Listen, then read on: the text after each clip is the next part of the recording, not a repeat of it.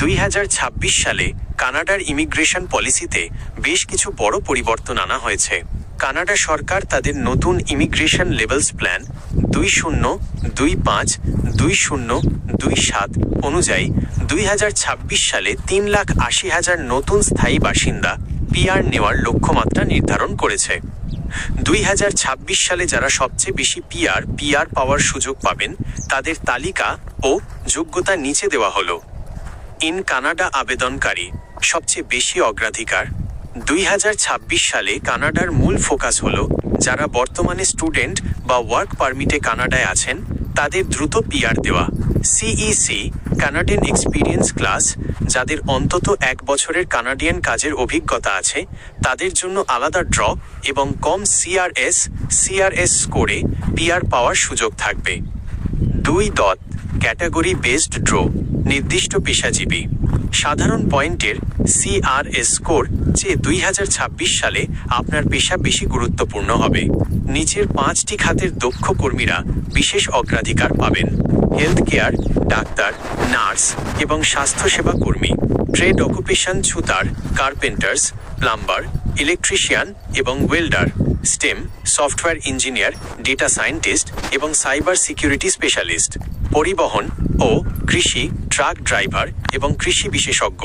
শিক্ষা প্রাথমিক ও মাধ্যমিক পর্যায়ের শিক্ষক। 3. নতুন প্রবর্তিত বিশেষ ক্যাটাগরি 2026 সাল থেকে 3টি নতুন শক্তিশালী ক্যাটাগরি যুক্ত হতে যাচ্ছে।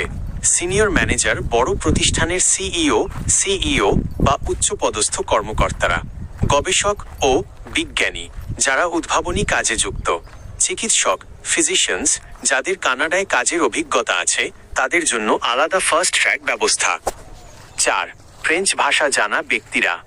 আপনি যদি ইংরেজি IELTS এর পাশাপাশি বা বিকল্প হিসেবে ফ্রেঞ্চ ভাষায় দক্ষ হন তবে 2026 সালে আপনার পিআর পাওয়ার সম্ভাবনা প্রায় 100%।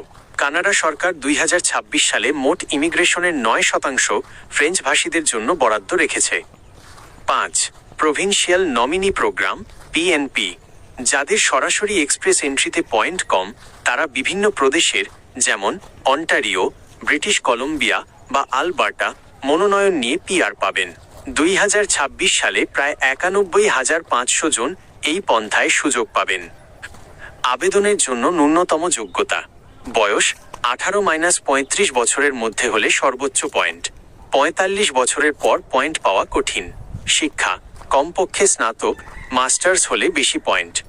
ভাষা দক্ষতা প্রতিটি মডিউলে কমপক্ষে 6.0, তবে পিআর এর জন্য 7.0 প্লাস নিরাপদ।